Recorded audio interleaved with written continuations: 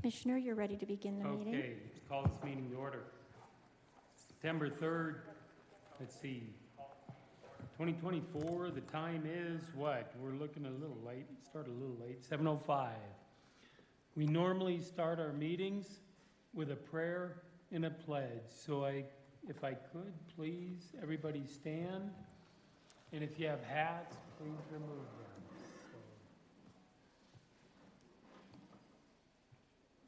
So tonight, the prayer will be for people.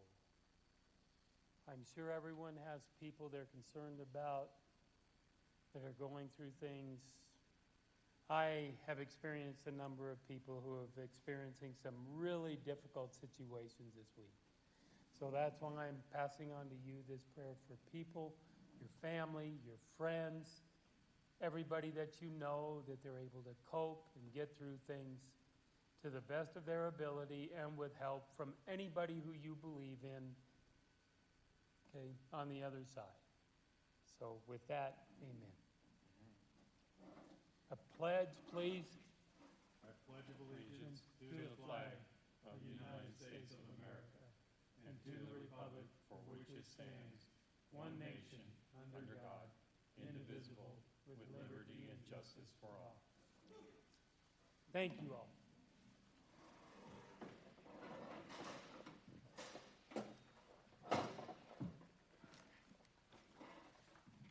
Okay, if we could, please, Wendy, a roll call.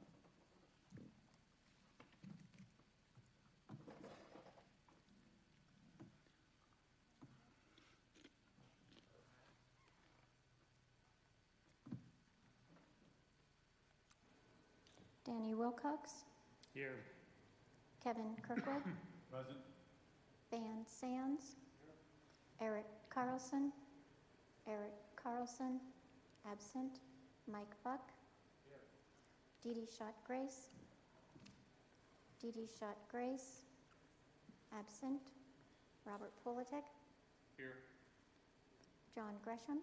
Here. Chairman, you have a quorum. Thank you. Okay, I don't think we have any staff reports, do we, Wendy? No staff reports tonight, thank you. No. Okay, consent agenda, I'm sure there's nothing on there. I don't think it was a couple weeks we met before, so, okay. All right. Let's go on to citizen comments. This section is for citizen comments unrelated to any application, the application that we're hearing tonight. So if anybody has any comments that are unrelated to this topic tonight, please. Seeing none, we'll go forward. And I don't think we have any meeting minutes. I think we did those in the last meeting, correct? That is correct. Okay.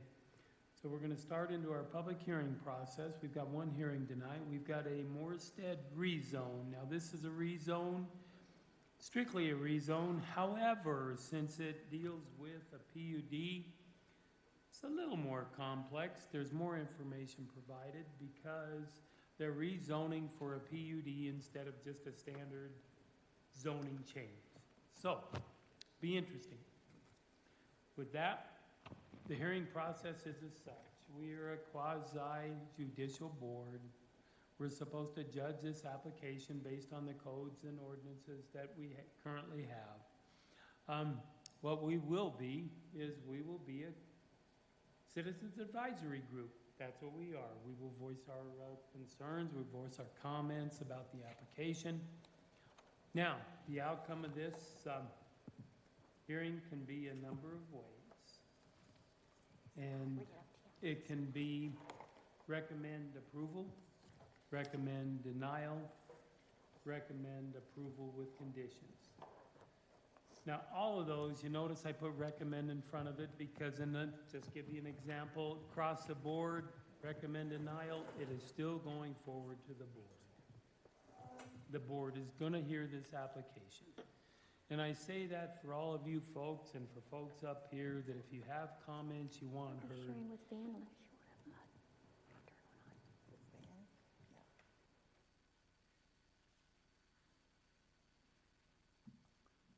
If you have comments you want heard, I want to relay to you, please attend the BOCC meeting where this is presented, because that's where the voting takes place.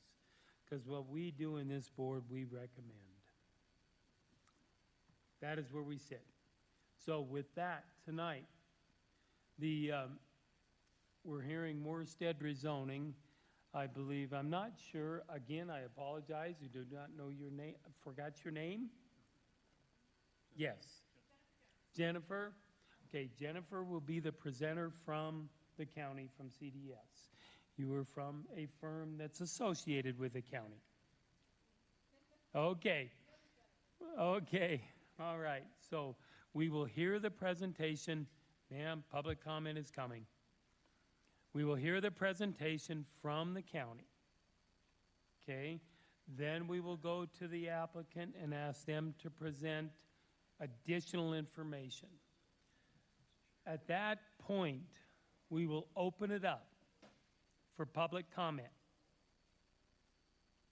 And you will have 3 minutes to come up, voice your concerns, your questions, and that. So after public comment is closed, then we will take note of each one of your comments, and we will go about trying to answer the questions and concerns that people have brought up in public comment. That's the process, so we get a roundabout process, so hopefully everybody will get a chance to speak, and will be able to maybe answer some of the questions, cover the concerns, what have you. So, with that, we'll start into our application at this point, please. Great. Thank you, Chairman. Thank you.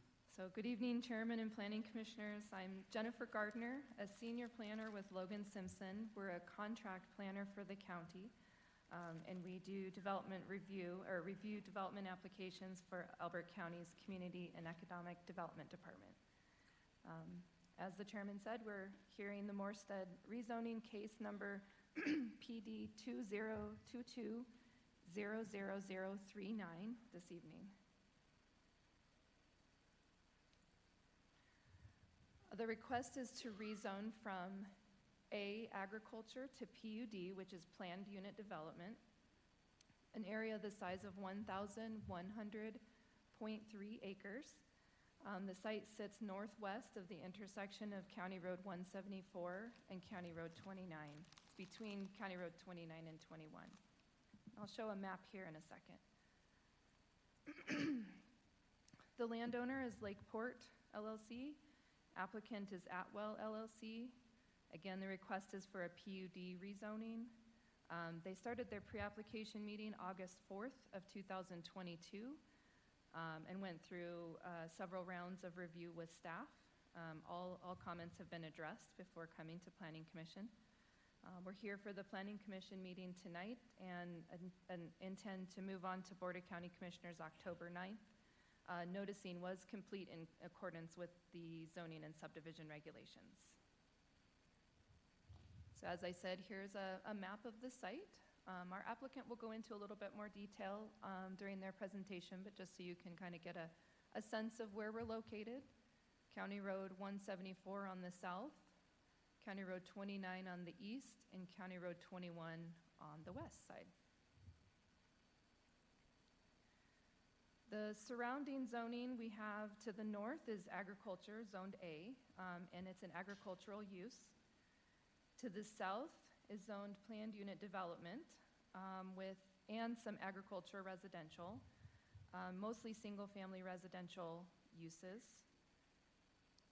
I believe those are actually swapped. To the south is actually single-family residential, golf course, and agriculture. To the east is our PUD and agricultural residential. And then to the west is agriculture and agricultural use. So you can see we're surrounded by some agricultural, some single family, and PUD to the south and the east. Here's kind of just a general plan, and again, the applicant will go into a little bit more detail on what is intended for the site. But generally, it's a mix of uses, so anything from larger lot development around the fringes to smaller residential lots towards the center and some commercial uses over on the sides. We went through the standard referral process per the Elbert County zoning and subdivision resolutions. So it went to Colorado Division of Water Resources, Colorado Conservation District, Colorado Parks and Wildlife, Colorado Geologic Survey, Kiowa Conservation District, both Rattlesnake and Kiowa Fire Protection Districts, Core Electric, and then several Elbert County departments. We represent the Community and Economic Development Department. This has been seen by Building Department, the Assessor's Office, the Sheriff's Office, Public Health, Public Works, and Engineering.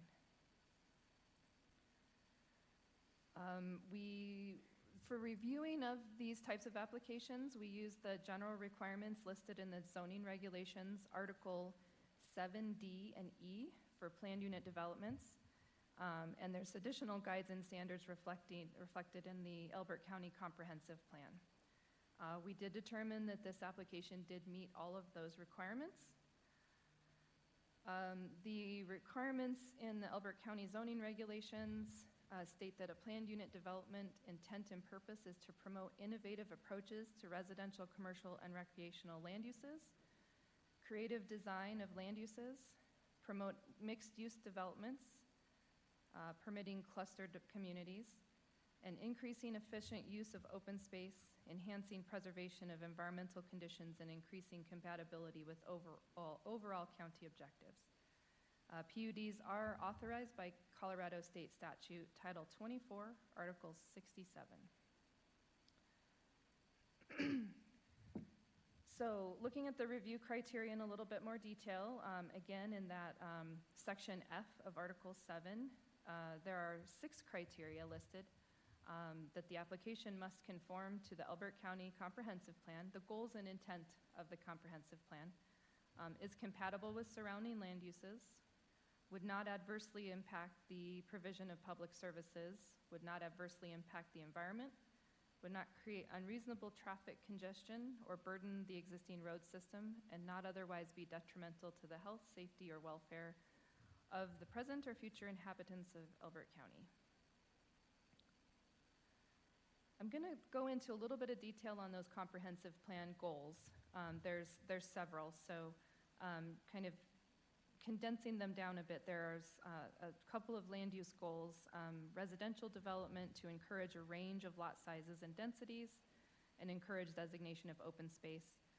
This application does propose a range from everywhere from 0.2 dwelling units per acre, which is the larger estate residential lots, to 5 dwelling units per acre, a mix of single family and some attached units. And then a total of 43.3% of open space is proposed. For commercial development, the project proposes approximately 950,000 square feet of commercial and mixed-use development. So we felt that those 2 comprehensive goals were being addressed with this application. Community resources. One is to strive to provide public and community resources, services, and facilities to all county residents. Again, with that commercial and mixed-use areas located along County Road 174 and 21, brings those resources to the edges of the development for public access. Another goal is to strive to ensure the public safety services are sufficient to service and provide the county. The proposed development does include several points of access, and each phase will include 2 points of access, so you have primary access and emergency access. So again, felt like that goal was being addressed. Again, with community resources, create and maintain a safe and functional transportation system. Throughout the development, interior to the development, there's a lot of connectivity, not a ton of dead-end roads, so feel like there is safe and functional transportation within the development and access points on the edge of the development.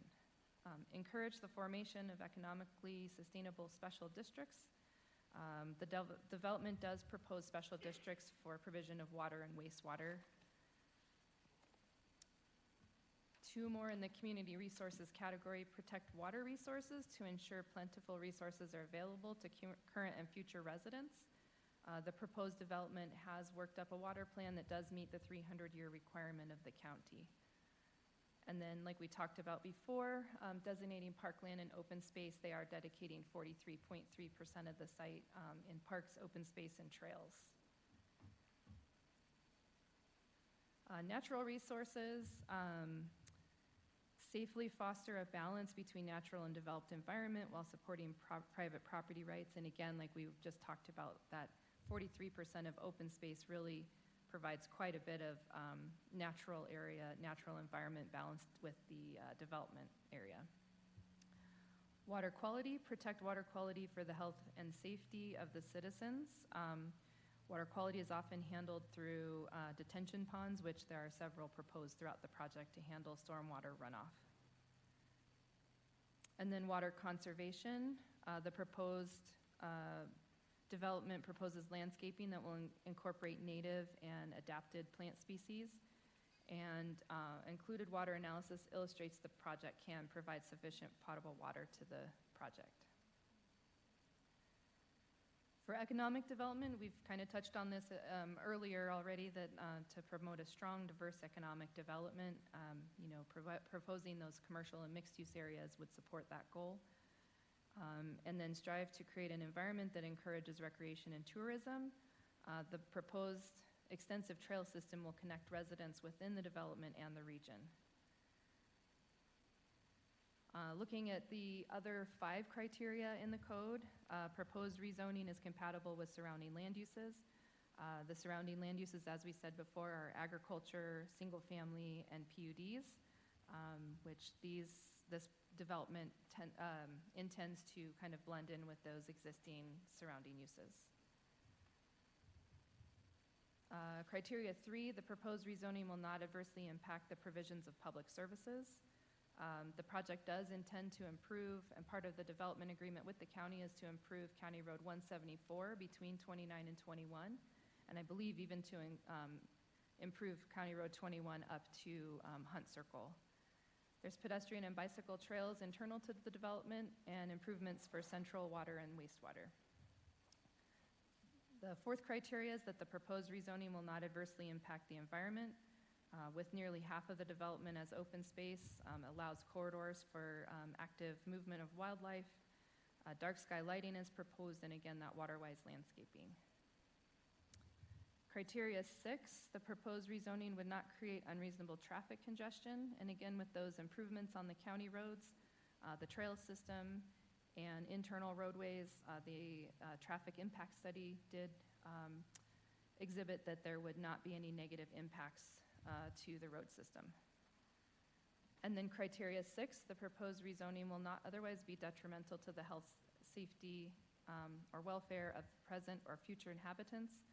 Allowed uses won't contribute to air pollution or noise. Landscape buffers will mitigate impacts to surrounding properties, and again, the dark sky lighting will minimize lighting pollution. So based on that, staff recommends that the Planning Commission finds that those 6 criteria have been met.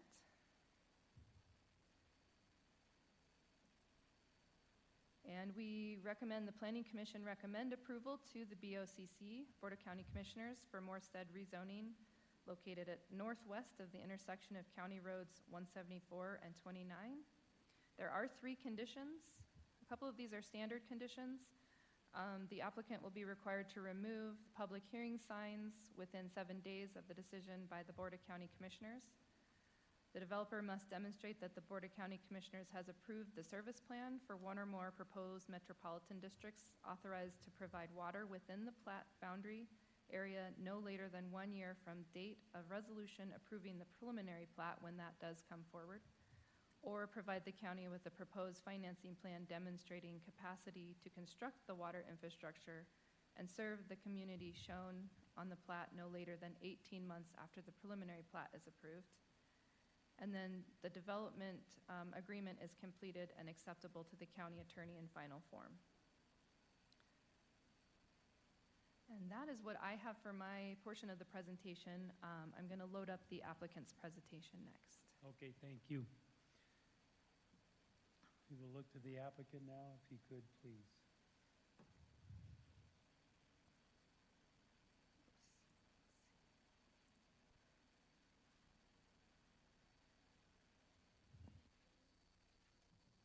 There, if he could use, thank you.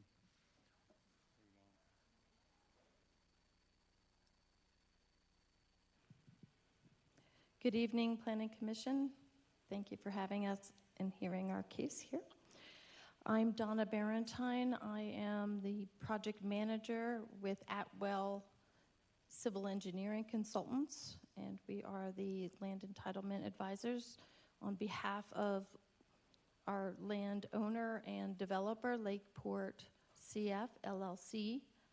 I'm here with our team of engineering consultants. And we'd like to make a brief presentation to discuss the PUD a little further.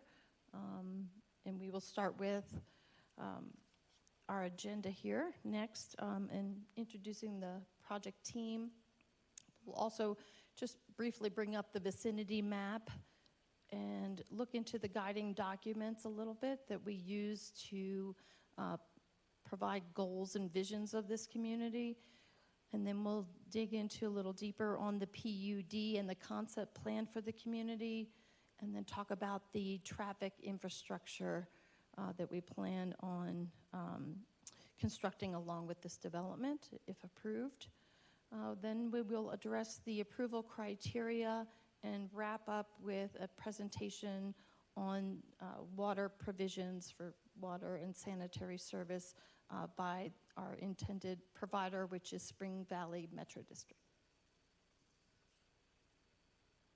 Our team consists of Lakeport CF LLC, that's our landowner and developer. And then, as I mentioned, I'm with Atwell LLC, we're the civil engineers. And PCS Group is here tonight, our planners and landscape architecture specialists. And we have representatives here from LSC Transportation, who is our traffic engineering consultant, as well as our water consultant on behalf of Spring Valley Metro District, which is Gene Water Consultants.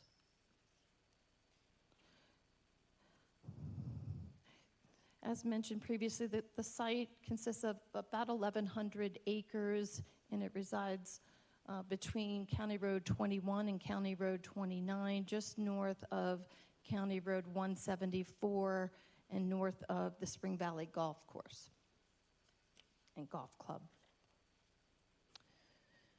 The Morstead PUD plan was prepared with Elbert County's comprehensive plan and the master transportation plan in mind as we focused on our goals and visions for this community.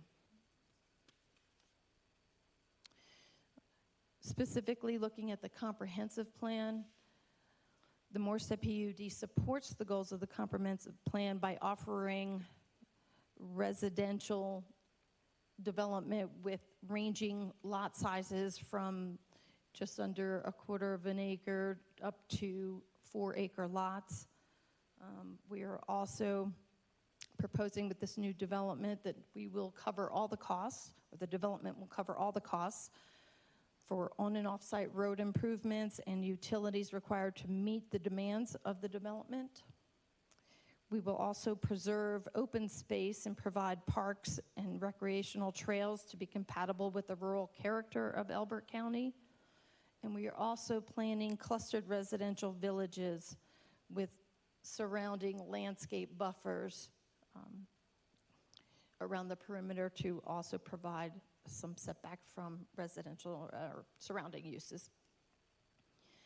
This project will have adequate access with several different routes to get to the site, and will also have public water and sanitary infrastructure and other utilities needed to serve the site. This planned community also supports the goals of the comprehensive plan by offering over 72 acres of commercial development which will bring goods and services to the community as well as offer employment opportunities.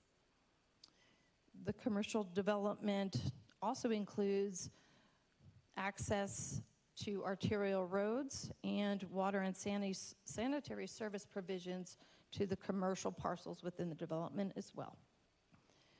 This PUD also includes paving of major collectors within the community and the surrounding subdivision. We will have adequate connections to existing potable water and sanitary wastewater treatment plants, and we will be looking for some water conservation measures, including reuse, that will prolong the water supplies and allow for aquifer sustainability in the long run. I'm going to turn the presentation over to PCS, John Presswich, to discuss a little bit more about the details of the PUD itself, and then he will turn that over to the traffic consultant, followed by the water consultant. Hi, good evening. John Prestwich with PCS Group. As mentioned, we're a planning and landscape architecture firm in the Denver area. I wanted to thank you for your time this evening, and also wanted to thank Elbert County staff for shepherding us through this process and getting us to this evening. At this time, I think it was mentioned earlier, but we are simply requesting a PUD zoning at this time. So this slide is really an illustrative version of the proposed PUD zoning for the approximately 1,100 acre property. And again, in support of the goals and policies of the comprehensive plan, we are proposing a range of lot sizes and residential densities. So on the far east side of the property, you can see we are proposing minimum 5 acre lots adjacent to the existing residential areas to the east of County Road 29. And then similarly to the northwest, we're proposing minimum 5 acre lots close to County Road 21. And really this is, even though we're doing a PUD, this is really the standard RA1 zone district for Elbert County. And then the 3 centrally located planning areas close to the north part of the property are, again, the standard Elbert County R2 zoning district with a minimum lot size of 12,000 square feet. So while it's a PUD, we're kind of balancing standard Elbert County zoning on the perimeters of the property with more custom zoning towards the center of the property. So as we move south towards the center of the property, all the yellow planning areas are proposed as single-family detached areas. And then as we get closest to County Road 174, those darker yellow areas, we're proposing more flexible zoning that would permit single-family detached, but also duplex or townhome uses. When we were working through the process and at the request of staff, the area that is more of a brownish tone adjacent to the red commercial area there, that area is actually required to be either duplex or smaller patio homes, just to ensure that there is a range of product types in the community. And then again, in support of the comprehensive plan, we are proposing approximately a 36-acre regional commercial parcel at the intersection of County Road 174 and County Road 21, and then another 36-acre parcel along County Road 174 is being reserved for commercial mixed use. Now, both of these zoning categories are actually based on the standard Elbert County commercial context zoning, so they would allow the business commercial uses that are permitted in standard Elbert County zoning. Overall, the proposal is for just barely over 1 dwelling unit per acre for the full property. If you could go to the next slide. And now when we kind of look a little bit more in detail at the parks and open spaces for the community, we have planned for 3 community areas. They are essentially larger park areas that range from 6 acres to about 12 acres. And you know, we've had discussions with the school district. At this time, they don't foresee wanting a school here, but we made sure that these community areas are permitted to have schools as a use if they so change their mind in the future, because again, we're just at the zoning stage. In total, as has been mentioned, about 43% of the property and over 450 acres is being reserved for open space and park areas. This includes preserving the major natural features on the property, which are, basically the Running Creek and Hay Gulch corridors that run north-south through the property. Additionally, we are proposing 3 neighborhood park areas, which range from about 2.5 to 3 acres. And then located within the more clustered development areas, we have 5 pocket park areas. The dotted lines that you kind of see running more or less between the planning areas represent a mix of trail uses. In total, we're depicting almost 16 miles of trails throughout the overall community. Perfect. Okay, so this one is always a little difficult, I guess. I'm not sure, because we want to recognize that we are really just at the zoning stage. But as part of the zoning request, we are required to provide a concept plan. So the concept plan essentially depicts how the proposed zoning could be designed in more detail, but obviously it does not replace the preliminary plat, which would be the next step in the land entitlement process. So with that being said, the concept plan highlights the diverse range of housing options being offered, again with the 5-acre home sites along the edges of the property closest to the existing residences. And then it also depicts I guess the PUD does as well, depicts that 150-foot buffer along the property boundary for the residential uses, and then the smaller lot sizes closest to County Road 174, and generally centered within the overall property. Go to the next slide, please. Okay.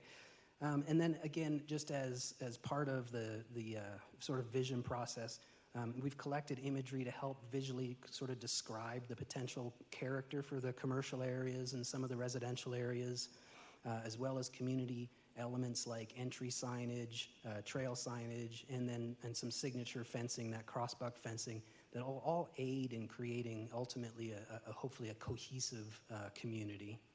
Next slide, please. And then similar to the architectural character, we collected imagery to help visually describe the potential landscape character for the community. So in general, our approach is we anticipate a soft-handed, a naturalistic approach to the landscape design, focusing again on native plant materials that have low to no irrigation requirements. At this time, I'm going to turn it over to talk about traffic a little bit, and then I'll wrap it up and turn it over to Gina. Hello, I'm Kirsten Farron. I'm with LSC Transportation Consultants. Many of you are probably more familiar with my colleague, Chris McGranahan. Chris and I worked very closely on the traffic study for this particular development and several other traffic studies in the county, but he could not be here tonight, so I am here presenting, but I am very familiar with this study. So as we prepared our study, we used the county master transportation plan as our guiding document to make sure that we were meeting those criteria. Some of the improvements that are planned or have recently been improved in this area, including County Road 178 between Delbert Road and County Road 13, County Road 13 between County Road 174 and County Road 178, and County Road 174 between County Road 13 and County Road 21. An upcoming improvement that's already been talked about somewhat today, but is really key for this project, is the section of County Road 174 between County Road 21 and 29, which forms the southern boundary of our site. Should this project move forward, this development would likely be responsible for the construction of that, which would help move forward a key part of that county transportation plan. So if you go to the next slide, you'll see an excerpt from that traffic impact study that we prepared. And that traffic impact study included a build-out analysis that was coordinated carefully with the Elbert County and their traffic consultant, Kimley Horn. That traffic study made recommendations for future lane geometry and traffic control, not only adjacent to the project, but also in the vicinity of the project, to identify areas where improvements might be needed over the years. The traffic study has been submitted and accepted with no further comments. And just as a note, that should this move forward, this will not be the last traffic study. As individual filings come in, we will prepare supplemental traffic studies that will identify the specific improvements that are needed with each of those filings that are appropriate for the traffic volumes at the time of those studies. Just kind of in general, though, if you go to the next slide, we've identified some key things that will likely be the responsibility of this developer should they go forward, including, once again, construction of 174, but also paving of County Road 21 and the addition of turn lanes, right, left turn lanes on County Road 29 that would align there with House Trail and other areas like that. So that is the conclusion of our traffic. Thank you. Staff has spent quite a bit of time kind of going through the approval criteria, and I'm not going to go over that again. I just want to say that we agree with staff's analysis that the proposal meets all of the required review criteria. If you wouldn't mind going to the next slide. I just wanted to point out, and I know we've said it already, but this is really just the first step in this process. So we are simply requesting zoning at this point, and then if the zoning is approved, the next steps would be the more detailed design of the community that is really the preliminary plat stage, where we get into more detailed engineering analysis, more specific lot layouts, park layouts, et cetera. That is also a public process with additional community meetings, as well as public hearings with all required notifications, et cetera. Then we also anticipate the formation of the metropolitan districts that have been discussed, again, subject to all the required public hearings and notifications, and then ultimately final plats, which again would have community meetings, planning commission and county commissioner hearings. And so with that, that basically concludes our presentation. Obviously, we're here to answer questions, and then Gina is going to give a little bit of an update on the water. Oh, and Jim's here, sorry.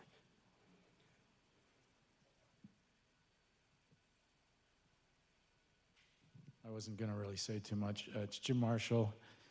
I'm just here representing the Spring Valley Metropolitan District. We've had conversations with the developer and the state of Colorado on water and sewer service for this property, and it does make sense for the Spring Valley District to work with this developer and vice versa to see if it makes economic sense to combine the two services together. That would create redundancy for both communities, ultimately, and there's several reasons why we think it probably will be financially advantageous to do one larger system than two smaller systems. So Gina Burke is here tonight just to talk a little bit about water. That's always an interesting discussion in Elbert County, and you've heard it probably several times, but we thought it'd probably be useful for Gina to just talk about the aquifers. The Spring Valley system is all in the Arapahoe, Denver, and Laramie Fox Hill aquifers. We don't use any of the Dawson water, which is typically what the 5-acre, 35-acre, 10-acre lots use. So we're not taking any water from larger lots. That's about all I have to say. I'll let Gina say a few words, and I'm happy to answer any questions. Do you guys want me up here or with this thing? That one? What I'll do is I'll consider your portions as part of the presentation, so go ahead, if you could present up there, that'd be fine. And then also, please, if you could, be open to questions that after we have citizen comment, then we may reference the whole group, which I'm including you two as part of that. Yes, sir. Okay, please. Good evening. My name is Gina Burke. I'm with Gen Water Consultants out of Inglewood. I am here, as Jim said, representing the Spring Valley Metropolitan District. They are a water and wastewater service provider and are working with the applicants, working with the applicants to see if this is a good set for both sides. So I know you guys have seen it, the Denver Basin map, but I thought I'd just throw it up there real quick just to show you where the district and where Morstead is in relationship. We have all 5 Denver Basin groundwater aquifers underlying the properties. You can go to the next slide. And this just shows you, as you've probably seen before, the cross-section of how those formations are lain. As Jim stated, the Spring Valley District does not use its decreed upper and lower Dawson aquifer groundwater. Next slide. So Spring Valley Metropolitan District has decreed water rights that they use to serve the district today. These are all of those rights in summary with the 300-year Elbert County rule.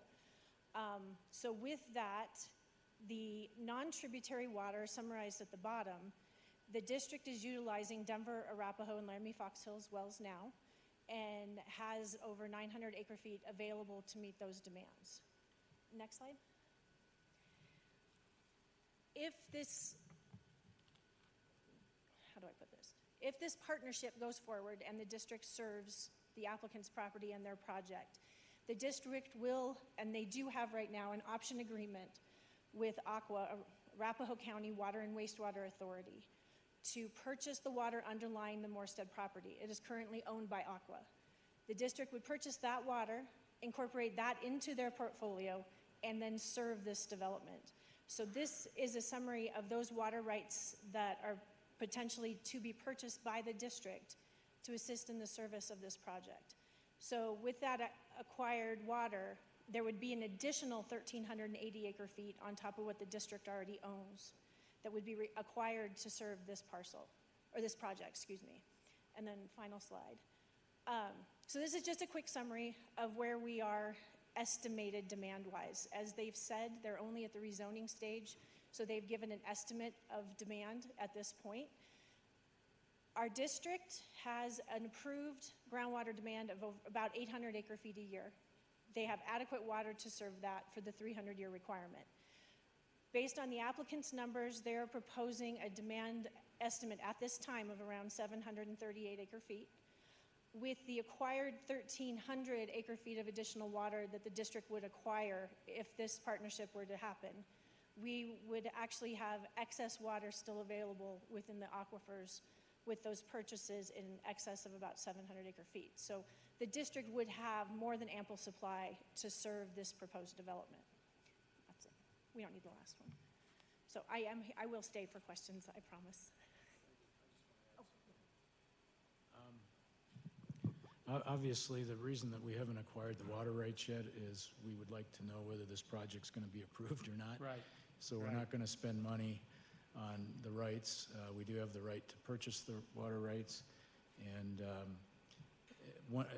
this goes back to the old Rick Hunt agreement. When Rick Hunt sold those water rights to Aqua in the first place, there is agreement between the property owner, which is the Morstead property owners now, and Aqua to serve the water that's under the sections 28 and 29 has to be used, 27 and 28 has to be used to service this property. So Aqua really doesn't have a choice. They have to sell it to us.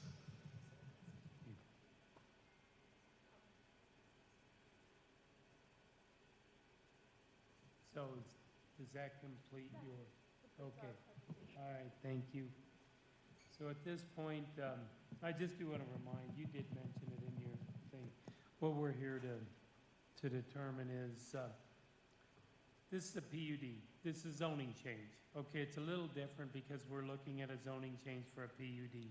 Not a lot. You get a brief overview of what's going on, but truly this is a start, and Jim, you mentioned it, and you folks mentioned it, is that this is truly just asking for a zoning change so this can go forward. That's where we're at with this group. So, normally what we do, I ask for public comment, and I ask that you keep your comments to 3 minutes, and first, state your name, where you live, and then we'll take note of your questions, and then once it's done, once public comment is complete, we will then try to cover your questions referring to the applicant and staff. So with that, at this point, I think, did we have a list? Did we do?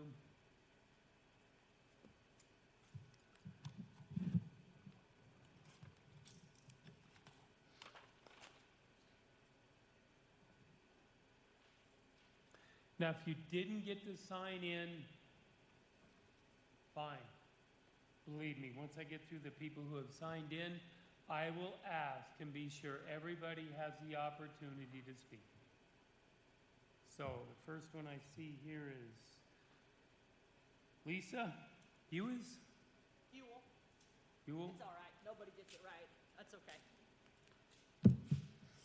So, my name is Lisa Ann Hewell. I live at 34221 Forest Park Drive in Elizabeth, Colorado. God, where to start? You started off by saying it doesn't really matter what public comments we're going to make because you're going to push forward the recommendation regardless. I did not say that. Well, you said your job is to push forward the recommendation. I said we will vote on this group. What comes out of this group will be a vote. And I want to be sure you don't say that because it is not predetermined in this group what will come out. What comes out of this group will be a vote. That vote will go forward to the board. There is no action taken within this group.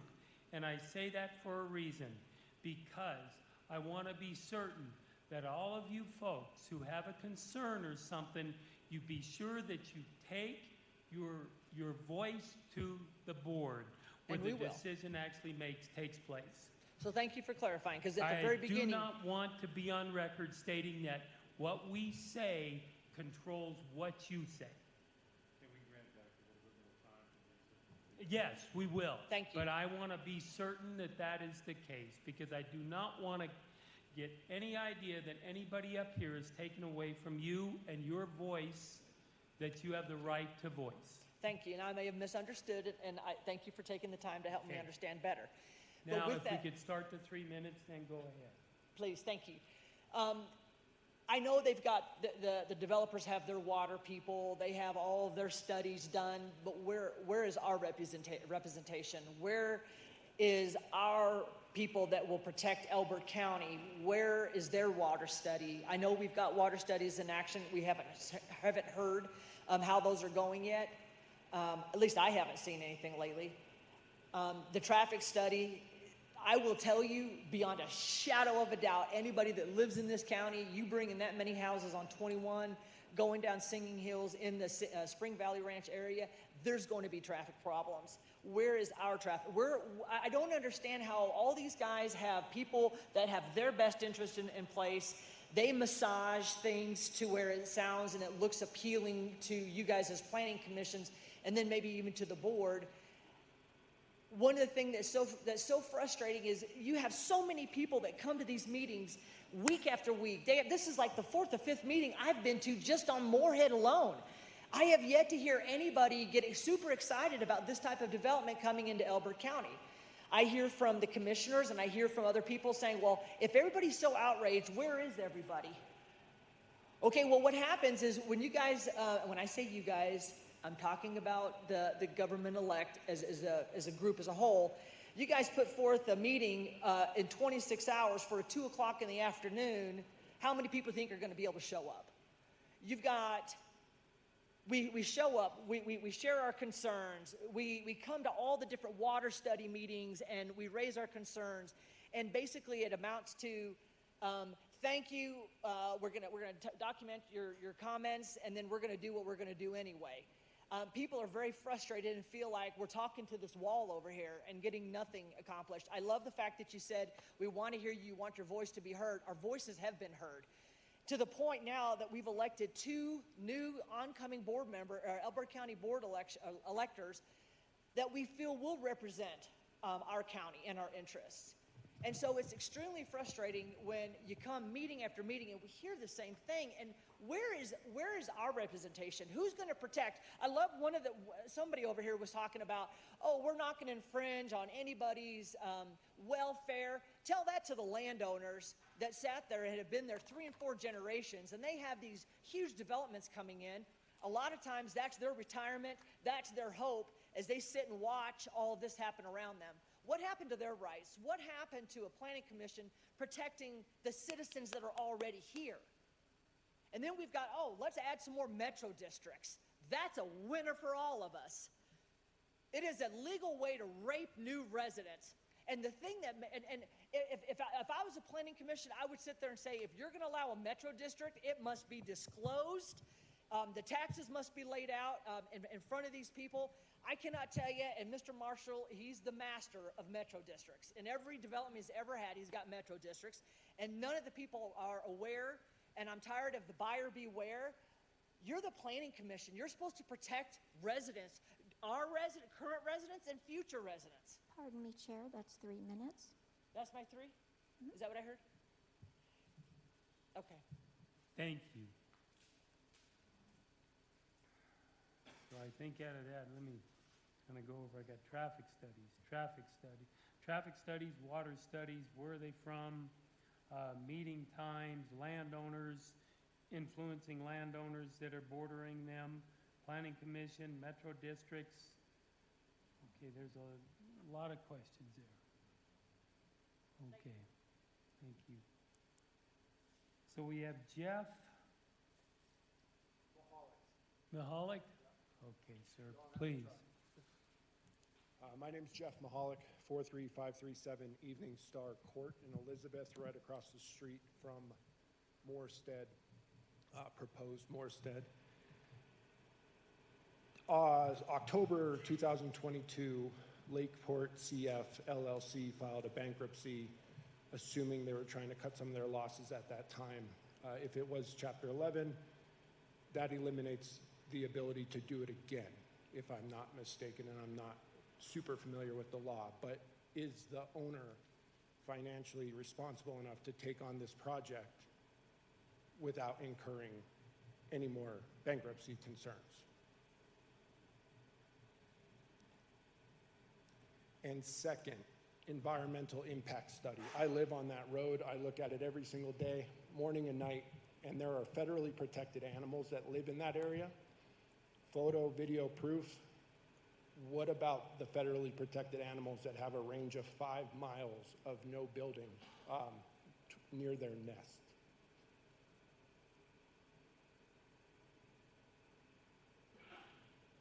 That's all I have. So we got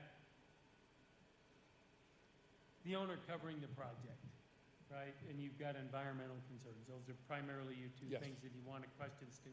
How the project is funded and how do you secure it from bankruptcy and environmental concerns and what protections are there, correct? Correct. Okay.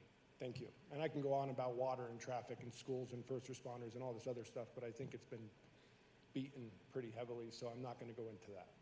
Okay, those will all, you'll hear these I know. Thank you. many times. Thank you very much. Thank you. So we have Eric Govnick? Did Actually, pretty close. I tear that up? I'm sorry. It's got Nick. So I just have, Eric Govnick, LO at 145, or 43145 Saddlehorn Drive in Sun Country. One of my big concerns about this, in addition to water, the animals, all that stuff, but from all the talk has been about County Road 29 and 74 going west. Yeah. What about 174 going east? Because everything that's getting trucked in, they're probably just going to take I-70, come down Kiowa Bennett, and then trash 174, which is a dirt road. Which in addition, it's also right past our houses. It's kind of one of my big concerns. In addition to the schools. And they say there's not a plan for a school yet, but let's be honest, Elizabeth is starting to get overcrowded. And where's the money from that coming from for that? So that's my concerns. Okay. So we got 174 going east from 29. Mm-hmm. Correct? Yep. Tough road, huh? Yep. Yeah, no. All right, and then we've got the schools. So that is the 3 people on this list to speak. Do we have any others that would like to provide comment or questions?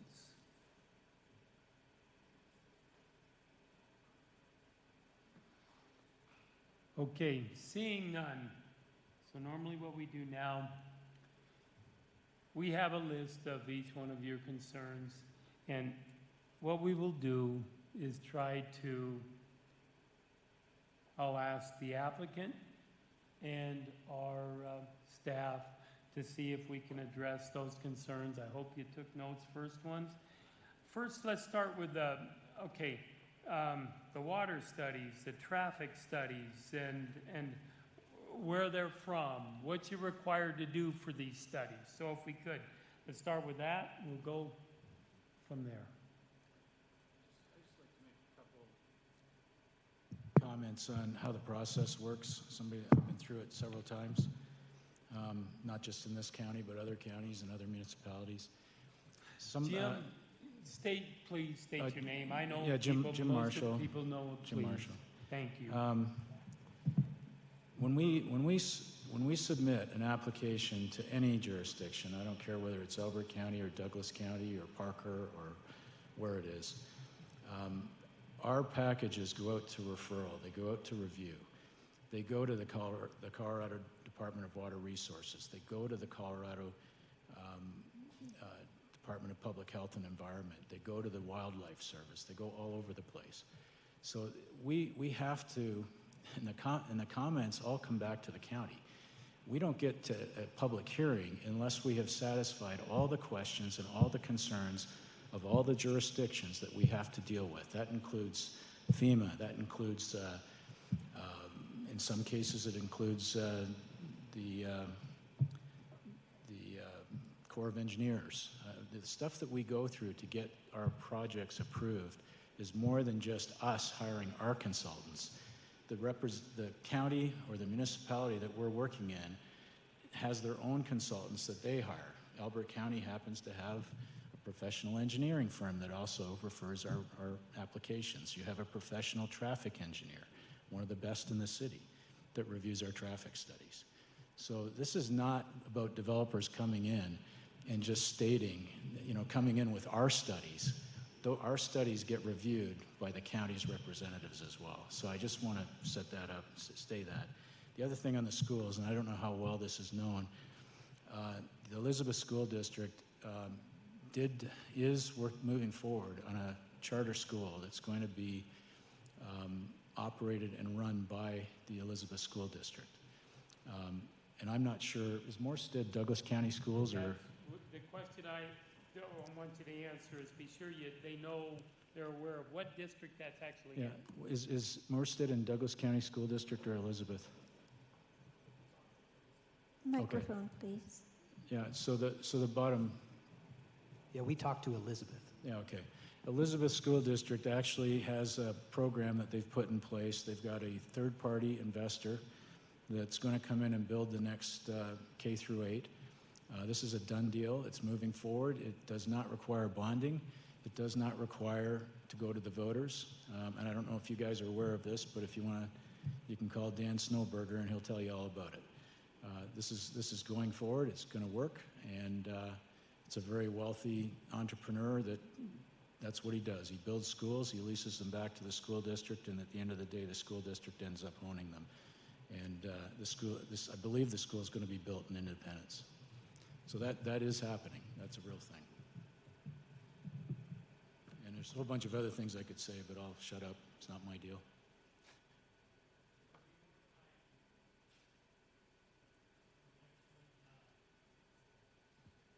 Let's see, we had traffic studies. You kind of covered the traffic studies, the water studies, where they came from.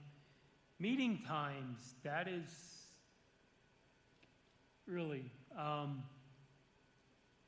lobby the commissioners. All right, if you're concerned about the meeting times, I know the meetings start at 1 o'clock in the afternoon on a Tuesday. There's times when we've been asked. I know that in the past they have conducted meetings at different times if there's a numerous requests. Okay, I'm very familiar with that. Don't know where that'll go, but that request needs to go to the board.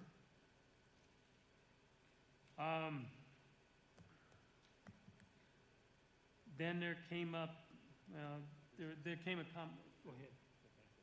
Bankruptcy. Yeah, I'm getting to those. I haven't got to that next one.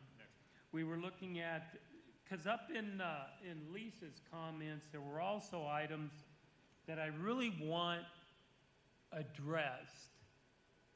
And it was the part, which is, this is really early, how the subdivision is actually funded. And it's funded through metro districts primarily,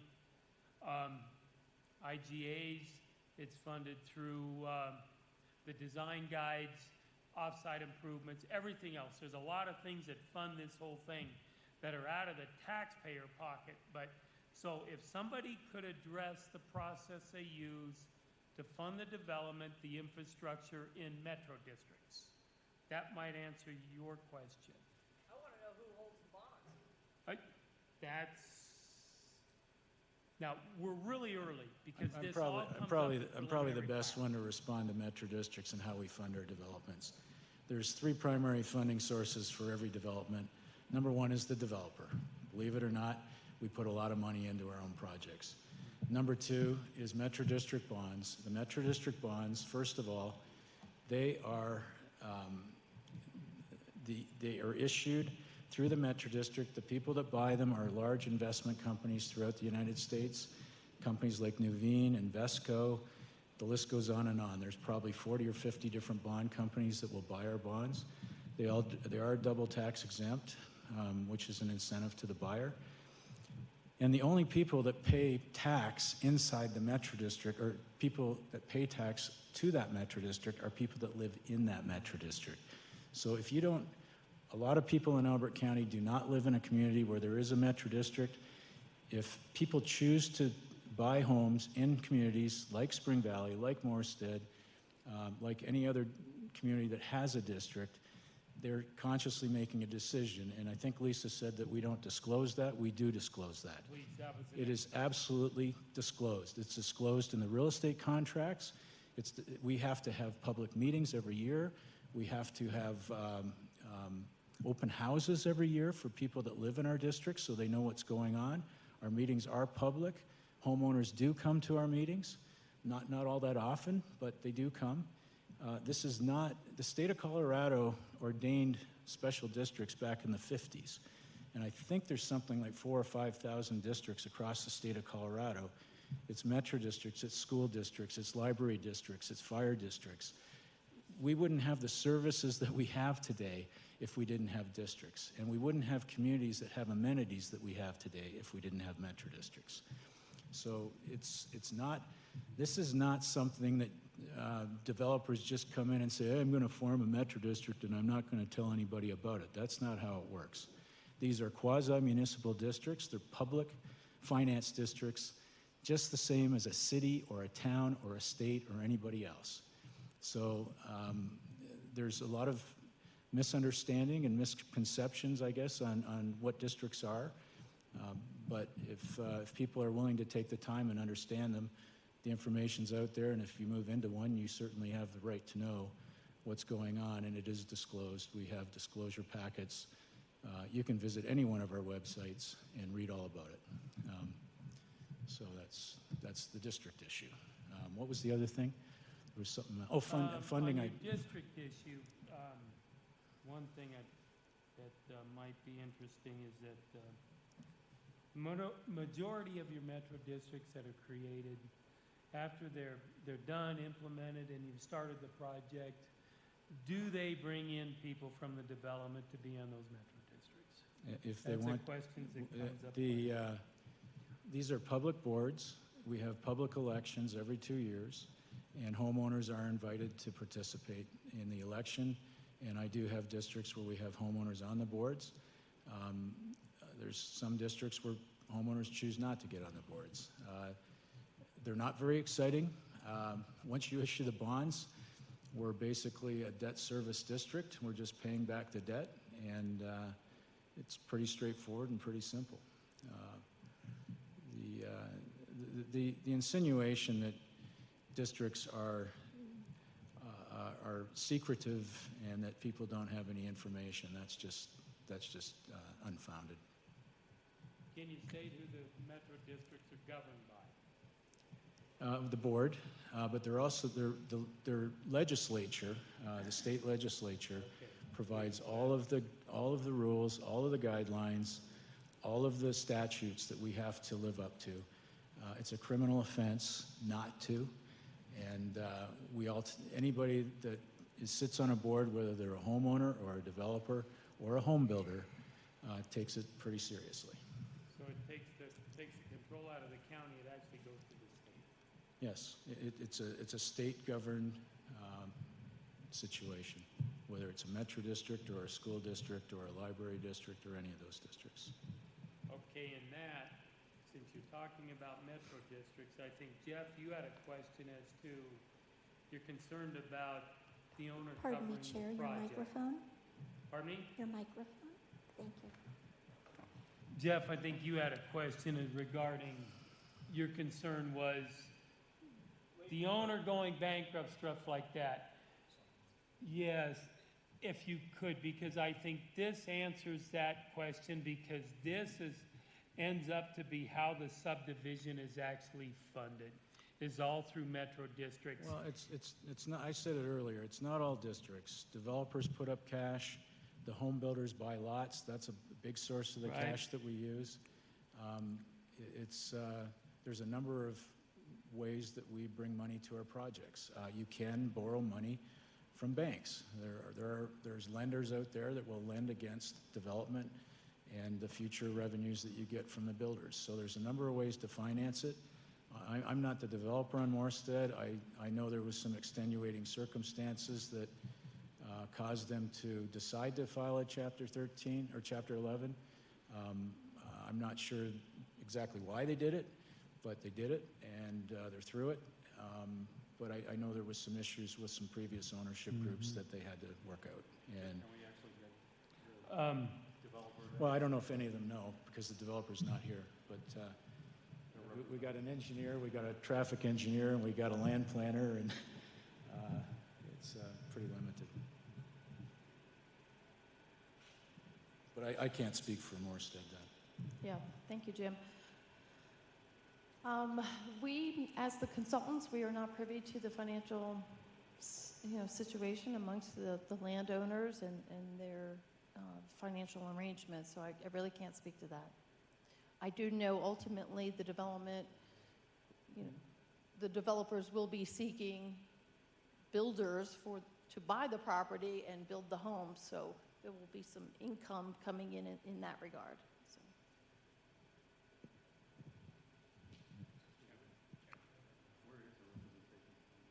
Well, right there, right now, but They just said that they couldn't represent. I cannot speak to the financial. the details. financial side.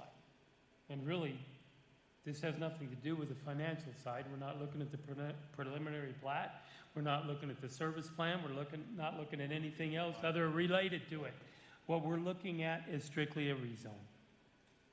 The question that was asked was the viability of the. Yes. And the viability of Pardon me, Vice Chair, the could you project get a is microphone? through. So if we could, where it's going to be is the viability of the project is probably through the funding of the project, which at this point is truly premature because there's nothing been put out. Yes, there's going to be a full Metro District financial plan forthcoming. if And this that's moves what I forward. was trying to relay to folks out there is truly what we're looking at right now is a rezone. So when the financial plan will come forward is under the preliminary plat. And when that comes forward, we'll be able to see truly the financial side of this development. But at this point, that is so premature. So to answer your specific question is really hard. Sir, we closed public comment, and I'm hoping,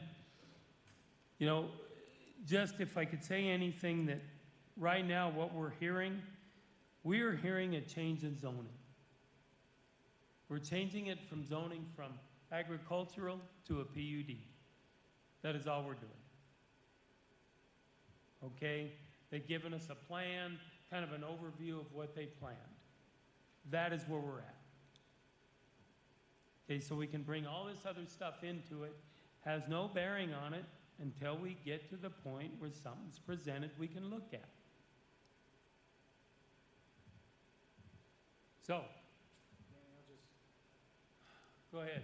As far as metro districts, you're right. It has to go through a service plan process. You do. The service plan has a financial plan in it. It shows the finance plan.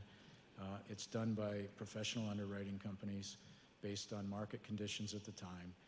And it either works or it doesn't work. And if it doesn't work, you're probably not developing your project. I know personally, I don't move forward with anything until I know I've got signed contracts with the builders. And I generally don't issue my bonds until I've got that. That's just a personal thing. Some people do it differently, but there is a process, and it's a well-proven process, and you have to. The finance plan is subject to review also by the county. Okay, thank you. We've been through it many times. In the preliminary plat, we've seen those service plans and gone through them many times, so we will have that opportunity, if they ever get there. So, the other question you asked, environmental concerns and how they're addressed. So if somebody could please cover what you have to go through on your environmental side. Yeah, so we do actually phase one environmental studies, but then I think the question was more related to wildlife. And we are preserving both Running Creek and Hague Gulch corridors. As well, all of the documentation and information was sent to Colorado Department of Wildlife for their review, and they expressed no concerns.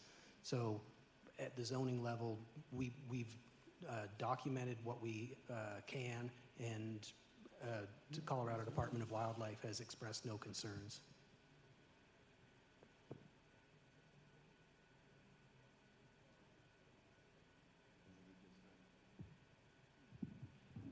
As part of the wildlife study, did you determine that there were protected species? I mean, I saw that, or heard that from Jeff. And Actually, that's another step in the process. There'll be more environmental studies specifically related to species that are present on site, wetland analysis along the creeks. All of that will be evaluated by the environmental specialists, and we will have reports that the county will receive at the time that we are submitting for the preliminary and final plat process. So that all that information is still forthcoming. But it is, I should say, but it is required. We do have to do that. But were you required to do any of those studies for this application, for this zoning change? No, just the phase one environmental for hazardous type materials and things like that. Okay.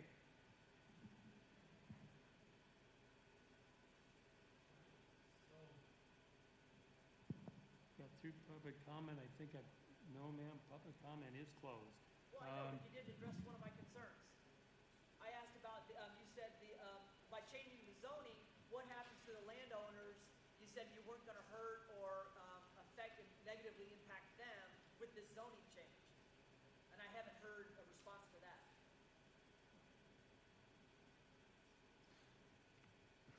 So we changed the zone of that property. So what happens to the people surrounding the property? Yeah, they're invested. A lot of times these are 3, 4 generations that have lived there and they want to pass this on. And now, or it's going to be their retirement, they can sell the property, but now you've got all of a sudden housing development backed up to their home. What does it do to their, by changing the zone? I have no clue. Probably so. I have no clue. And I don't know really how it would impact them because the zoning change, the only way they know what zoning changed, they went to the county website and looked at the change. Until they go forward with a preliminary plat or a plan for that development, then you might see something. But so Really, all we're looking at is changing it from agriculture to a PUD, essentially. That's all that's going on here tonight.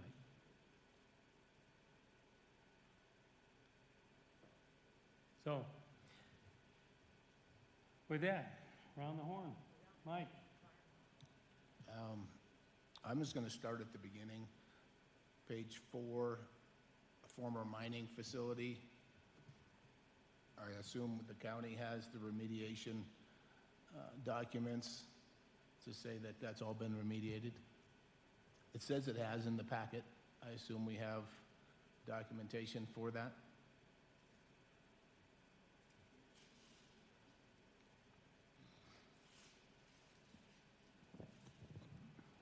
I'm sorry, will you repeat which, if we have documentation for what? I'm sorry.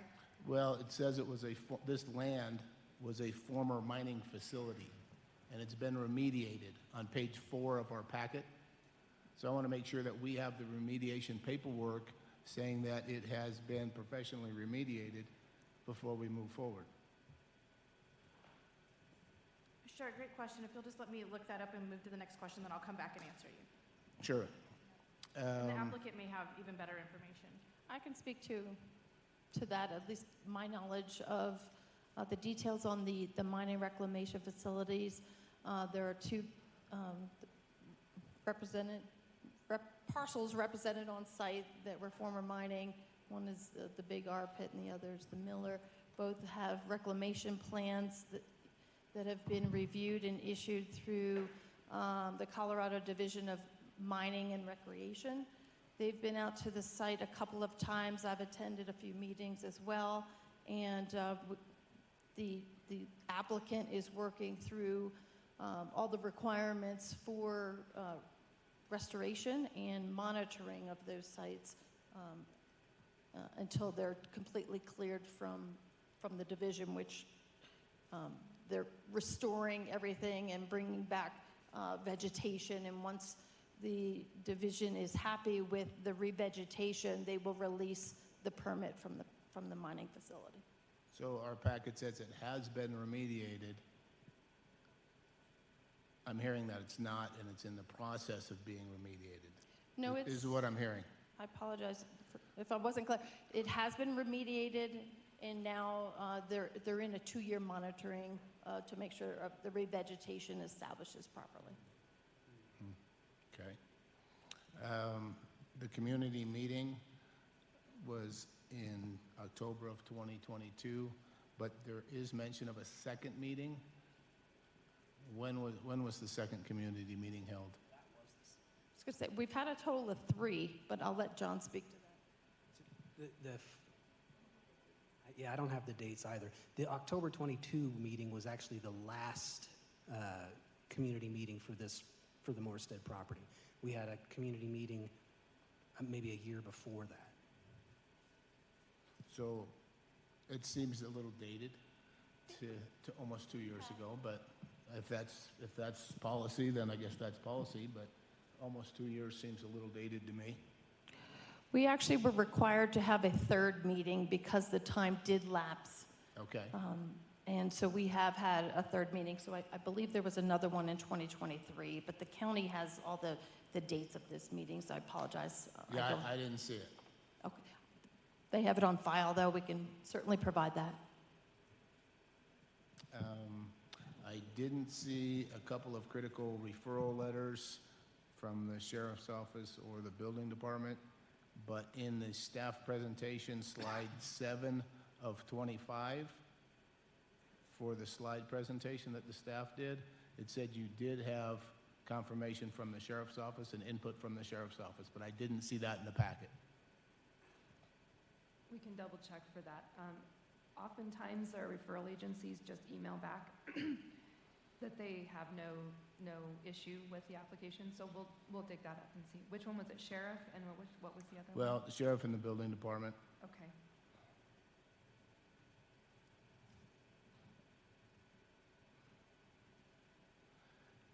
And I would like an explanation, and maybe I don't know how to read this, but on page 7 of our packet, the proposed rezoning will not create unreasonable traffic congestion or burden the existing road system without improvements.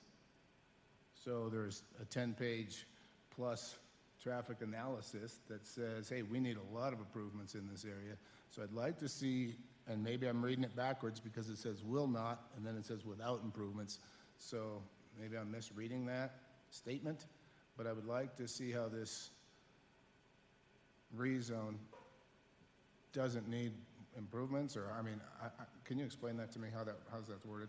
The wording is not super clear to us either, but the way we interpret it is that it won't cause undue burden without those improvements that are planned in place. Okay, so it's confusing a little bit to you the way It's it's a little written? bit of a double negative, but I Yeah. believe the intent is that it won't burden it with the improvements in place. Gotcha. Yeah, it's weird. We acknowledge that, and so our traffic study does identify multiple improvements that are regional and project-related that will need to be in place for this project to move, to succeed. Well, and the reason I ask is because it talks about, in our packet on page 489, it talks about the new developments that are taken into consideration for this traffic study, but there's no mention of EC East, which is a development twice this size, and they will be using 174. That is correct. This project, this traffic study predates the EC East traffic study. The EC East traffic study includes traffic from this development. So that traffic study has both of them. At the time that this one, the projections were made, we did not have plans and development for EC East at that time. Yeah, and I understand that. That was just recently approved. It's a new development, so I do understand that.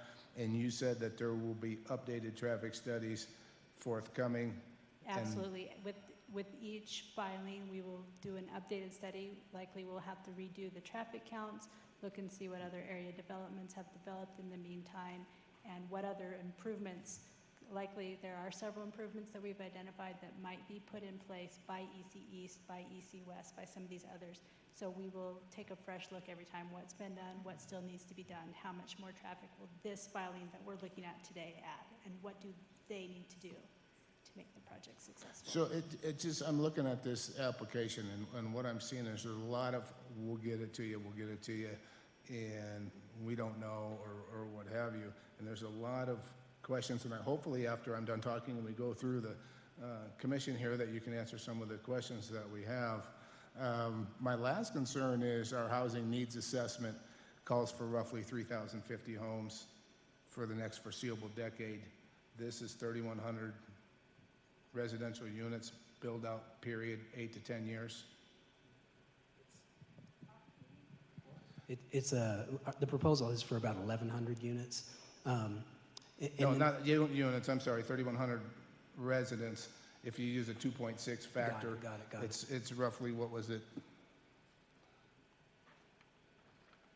1,193 units. Right. So our housing needs assessment, and this is just a concern, it's not a question for you. Right. It's just a concern that I have, that our housing needs assessment calls for 3,050 for the next foreseeable decade. This puts us, with this approval, this will put us at roughly, as a county, 9,200 plus buildable housing units in our pipeline, or roughly 24,000 new residents that the county of Elbert County can welcome into the county. So that's a concern of mine. We're 3 times, with this approval, we're 3 times what our housing needs assessment calls for. That's a concern. I did want to answer I think when you've been seeing some of the other projects come in, they've been doing a concurrent zoning and preliminary plat, and I think that's why you're getting more detailed information. We're taking a little bit more of a baby step approach. We're just trying to do the zoning, see if that, how that feels, and then move into the more detailed studies. I think, so. No, they're all rough numbers. I understand that. Those are rough numbers, based on assumptions.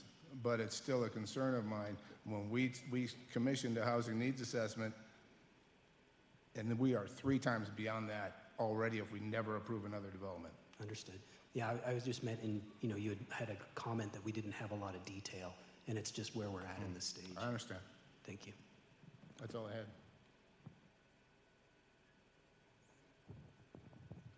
Pardon me, Chair. There were some questions that the staff was looking up here. Did you want to take a recess while they can complete it? They'll need a few minutes to look for it. You'd like a recess? Yes, please. Please, okay. We got 5-minute recess.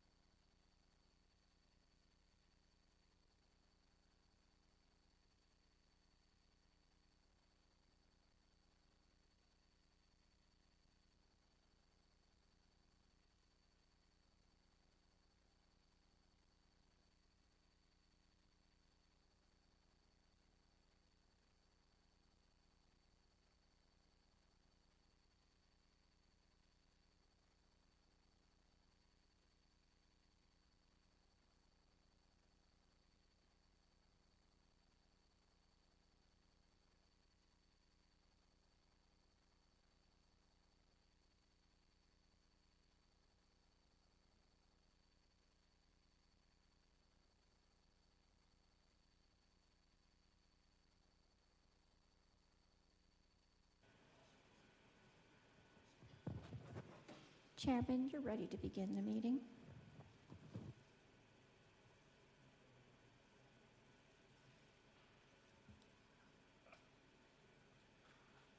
All right, let's get started. Okay, where were we at? Oh, answers. Thank you, guys. Okay, All right. please. Answers to the building review and sheriff. The building department did review we had 4 rounds of referral, and they reviewed it on the first 3, and all 3 said no objection. We have the letters here. That since they had not objected to the first 3, we didn't send it to them a 4th time. We said, okay, obviously you don't object to this application. The sheriff appears to have not responded to the referral, which is not uncommon. We send out referrals to, I think there's 20 or so different agencies, and oftentimes we don't hear back from all of them. We do send a follow-up email. It's not even required by code to send a follow-up email, but we do just to try to flesh out the comments. And then per code, the code states that if you are unable to submit, wait, where is that section? Do you have that note open? Basically, it says that no response is considered approval. And that's in the code, and it's on all the referral forms as well. So when we try to get that referral response and we still don't hear back, it is deemed approval at that point. I actually looked through the code and could not find any reference that say no comment equates to I will find approval. that for you, because it is in there. So I'll find that for you. Doesn't matter if it's on the form, it has to be in the reg. So I didn't see it in the packet, but you referenced it in your presentation on slide 7. So I thought, oh, maybe they got it, and maybe you could talk to it. Yeah, But- we did not, when you don't receive a comment back, that is taken as approval of the application, like silent approval. Okay, was referring to the Thanks for slide. asking. I thought you had it. I can speak to the sheriff's office contacts. We did have a neighborhood meeting earlier on in the process where one of the representatives from the Rattlesnake, the local sheriff's department, they did attend the public meeting, and they said as long as we have 2 points of access for every filing, that they were okay with what we have presented so far, but they will be looking at the future studies as we develop our engineering plans and reports and location of all our facilities and access to the community. They'll be taking a closer look through the process.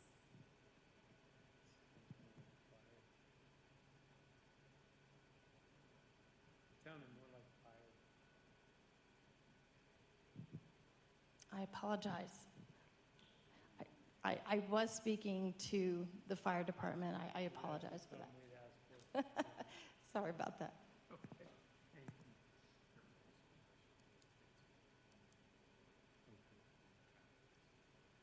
Okay, I have let me pull this over here.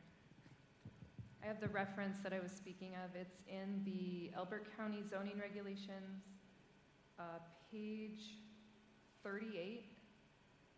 We're in Article 2, General Requirements and Procedures. Under the referral procedures, let's see. It's item D. It says, a referral agency's failure to respond during the referral period implies that the agency has no objections to the proposal. Yeah, you're very welcome.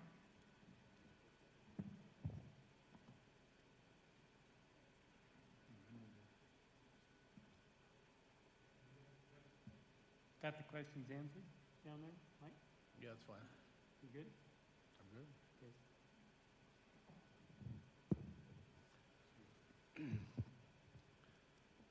Been sitting here the last 2 meetings, people talking about growth in the county. I'm one of the people that she mentioned that is a 5th generation Elbert County. My ranch that I run borders a subdivision. It does not affect my ranching operation whatsoever. So those surrounding areas you talk about will not be affected. My family came here in 1874, so I am a fifth generation. You talked about 24 generations. I'm sure there's not that in this county. And as far as growth, in my perspective of being a native, anybody that is not a native is guilty of too much growth, no matter when they came. So that's my opinion.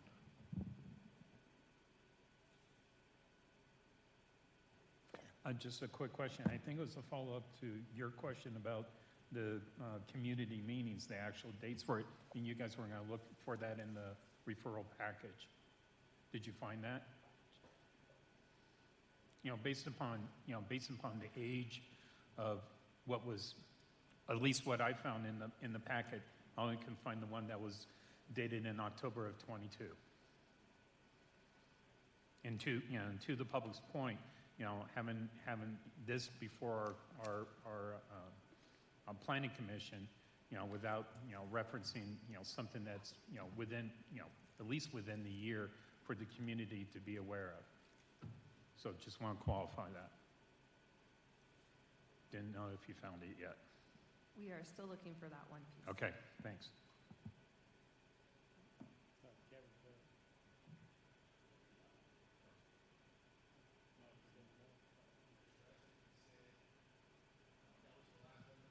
Yeah, that's what I think. But I could be wrong. Donna doesn't believe me. She thinks we've had another one. I do have documentation with meeting notes from the meetings that we've had with their dates and our comments received and our responses provided. So I know all of that was filed with the county. It would just take me a little time to dig that up. Okay, so my turn. What was the nature of the mining that was done in the area, just out of curiosity?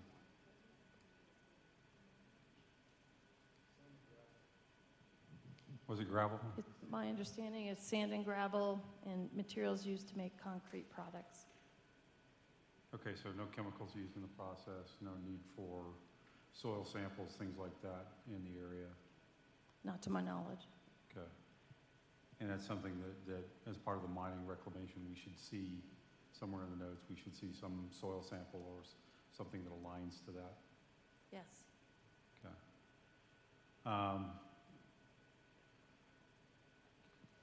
I looked at a lot of the soil sample hydrology reports, and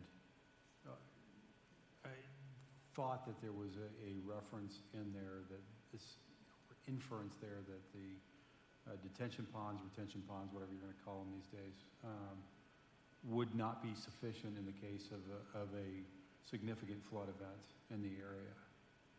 And there was some challenges to the back and forth on the hydrology report, and specifically around Hay Gulch and one area off of Hay Gulch that actually feeds into the area around the subdivisions. And to me, that was kind of interesting. Is there competence or confidence that the retention ponds, detention ponds, whatever they're called, will actually be sufficient to handle a significant flooding event? I realize it's preliminary and it's early, but... Yes. Well, we certainly have future geotechnical investigations that will be proceeding after the PUD, if it's approved. At the time of preliminary plat and final plat documents, there are geotechnical reports and investigations that will do borings down to usually 25 feet to evaluate the characteristics of the soil for retention of water, seepage, things like that. But we also follow, as the engineers, we follow the Mile High Flood District standards and regulations with regard to how to size those detention ponds to have sufficient capacity to handle the runoff from the impervious pavements. So there may be additional studies that are coming for this. Yes, there'll be additional studies for sure.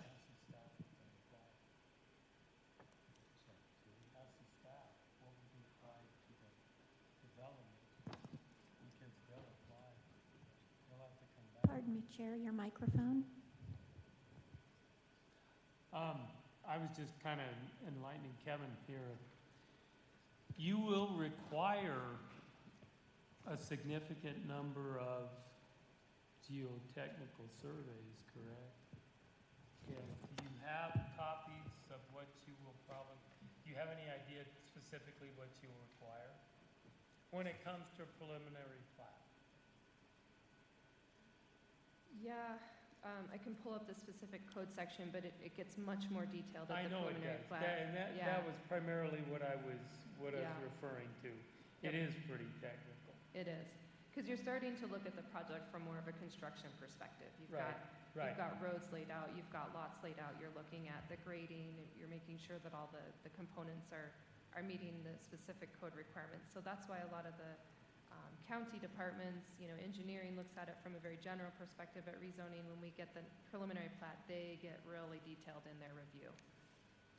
Okay, thank you. So, Appreciate yep, that. absolutely. Okay, and thank you. So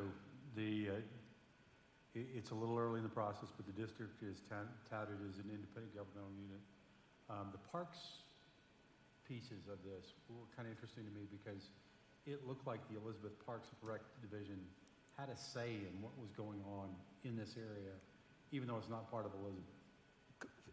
That was like a courtesy on our part. We reached out to them and said, hey, these 3 large community park areas are open to the public, including Elizabeth. So there was a point in time where they were looking at potentially developing a park somewhere, and we thought maybe we could work jointly on that. It's not that they have a specific say. It's more of we're going to collaborate with you, see what your needs are, see what our needs are, see what Elbert, what. So again, speculative at this point. Yeah, we don't have specific designs for those areas, but we thought it was a nice commitment to say that we would work with the Elizabeth Parks District. Great, thank you.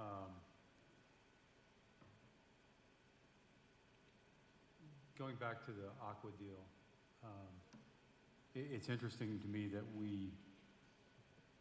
we're talking about it's speculative, it's not something that's done, it's not inked. You made the point, Jim, a minute ago when you said very specifically, I don't do a deal unless it's signed on the bottom line. So it's kind of the same kind of a scenario here. You also made the mention of the fact that they don't have a choice in the matter, and can you elaborate on that a little bit? There's an agreement when the water was first sold to Aqua from an adjacent property owner that used to own these 2 sections, that the water would have to be used on these 2 sections, and that's right in the agreement. I will produce that so that the planning department has it for the county commissioners. Great, thank you. The other piece of the puzzle, John, and something else that you mentioned, Jim, was that you put in a PUD next to a farm. What happens to that? Well, the price of the farm goes up, right? So, and if you're somebody that actually is aspiring to become a rancher farmer, it drives the price of land through the roof because everybody looks at you and says, oh, you must be a developer. And the answer is, no, I'm not. I don't want to be a developer. I want to work the land. And so those folks that are out there recognizing the urban nature of what's going in with these PUDs are somewhat upset, and because it steps away from the rural character. Well, and I've said this publicly many times, Elbert County is predominantly rural, and it's going to continue to be predominantly rural for a long time. I can't answer for EC East, West, or Morstead, or any of these guys that are coming in, but there's obviously a lot of concentration just in this area. But it is going to trigger the construction of a lot more roads too, and getting more paved roads, which the county needs. And retail sales tax is a good thing. It's the lifeblood of every municipality. I don't care whether it's a county or a village or a town or a city. Retail sales tax is a good thing. But Elbert County is always going to be predominantly rural. It's huge, and there's a lot of. The other thing is This is just my opinion, but it's based on a lot of experience and history. It takes a long time to absorb lots, and Spring Valley was first approved, I think, in 2002 or 3 on the zoning. We didn't get our first plat till like 2004. We started building homes in 2005 and 6, and we hit the market absolutely perfect. You know, we went through the worst downturn since the Great Depression of the 30s. That's the 1930s. It just takes a lot of time, and the market's only so deep. You can zone all the stuff you want, but the market determines how quickly it absorbs. And so, no, almost getting there. Oh no, I'm passing down that way. So. Edie, I won't forget. So enough. I noticed in the presentation for Morstead that one of the line items was that paving should be encouraged, and you talked about it was encouraged. We're big on not having soft words, even at this stage of the game. We want to say, you know, this is going to cause these areas to be paved, as opposed to should be, could be, would be. I would say that the master traffic study, which was submitted, did not include extensive analysis of the internal roadway system, and so that's why it was kind of the softer planning language. But at each individual traffic study, we will definitely be identifying the thresholds of when roads need to be paved. And based on our planning, I think we're probably going to meet that pretty early. Internal roads will all be paved, is what I'm told. Thank you. That helps. And then last question, back on the experts being added. Will some of those experts be county experts? So the hydrology, the soil hydrology report, will there be a county expert on that as well? Yeah, so the applicant will submit their soils report, and then we have an expert on our end, on the county's end, that reviews that report. Yes. And can I answer a question from earlier on the community meeting? And Donna and team, can you guys confirm? I have some documentation that there may have been a community meeting in 2019, maybe at the beginning of the project, and then again the one in 2023. Those are the two that I have on record. 22. It's 22. Excuse me. It's getting late.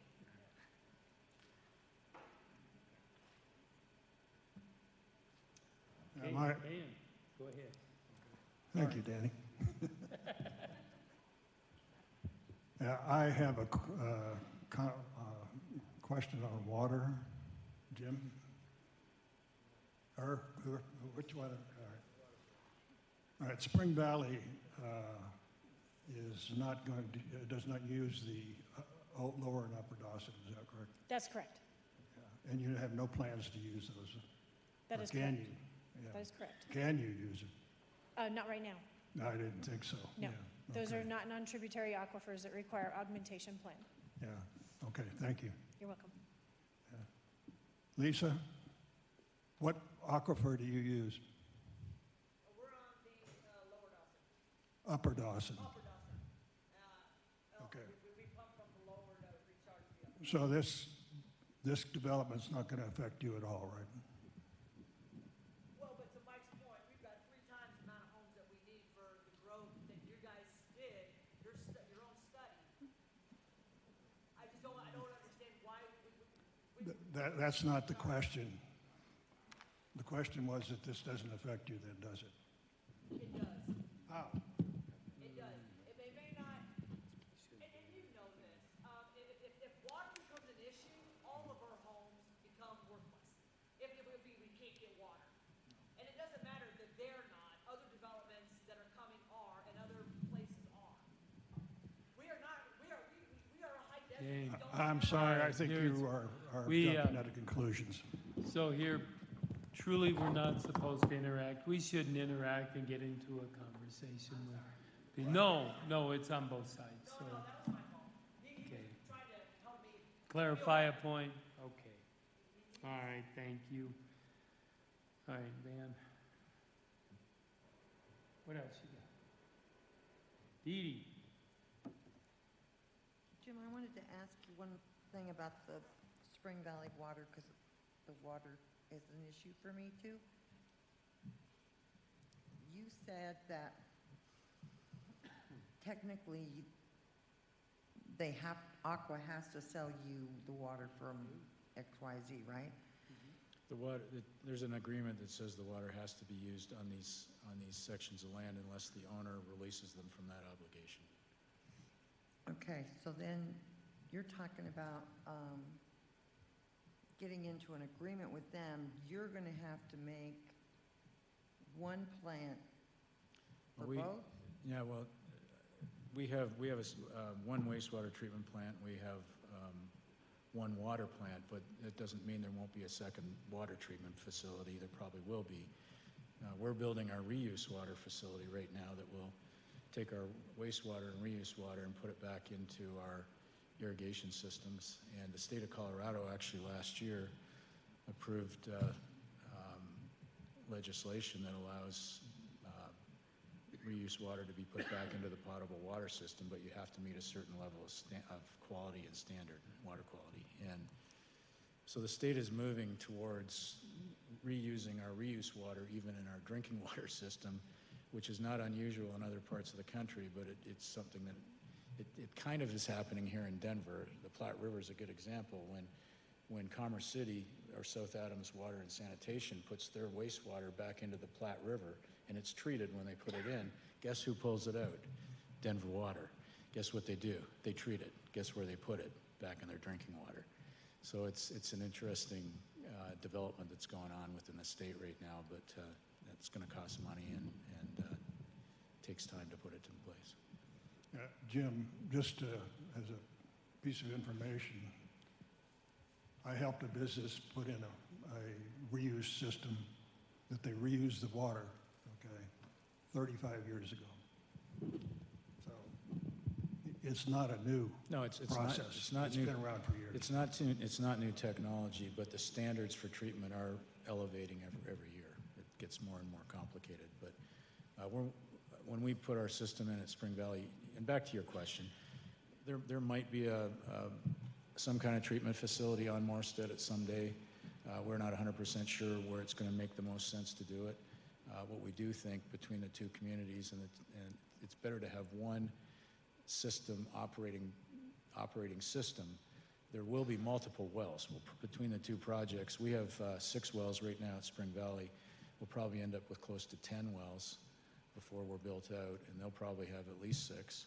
So we'll probably have somewhere in the 15 to 16, 17 range of wells, but they'll all be the deep aquifers. And our engineers are going to work with Morstead's engineers to determine the location of well sites and also the wastewater system and how it works. And the other thing is wastewater is a lot about gravity. There's probably going to be a lift station. I can't remember if we've got a lift station out there or not, Donna, but again, we're just working through the details. This is a zoning hearing tonight. There's a lot of work that has to happen between now and the preliminary plat process. All right, well, thanks though for making that clear. Yeah, no problem. Thank you.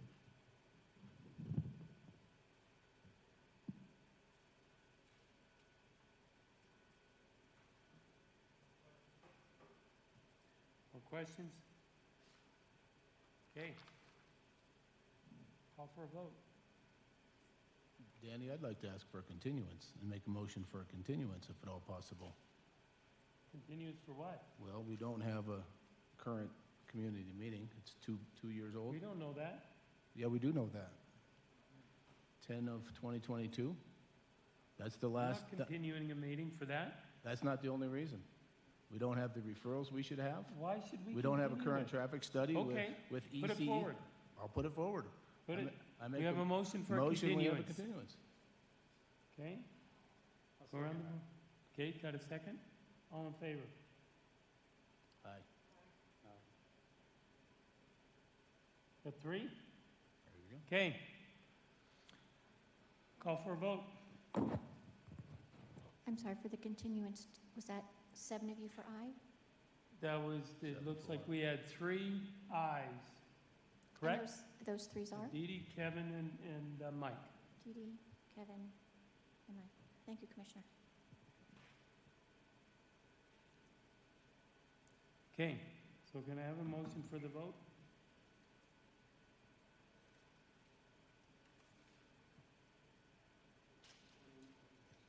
A motion for the vote of approval for the Morstead PUD rezoning. We didn't have a full vote on the continuance vote. Okay, well, let's go back to the continuance vote. All right, we had 3 ayes. Let's go through the rest of the thing. No? Kevin? Aye. Okay, and Dee Dee, you said aye. No? No.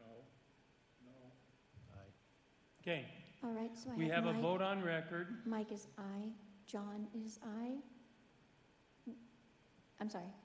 No, we This had, is for the motion for the continuance. this is a motion for the continuance. And John is nay. Robert is nay. Danny is nay. Kevin is aye. Van is nay. Dee Dee is aye. I'm sorry. Let's see. Did you get it? I've got it. Thank you. Okay, that vote's closed. Now, can we have a motion on the Morstead PUD rezone?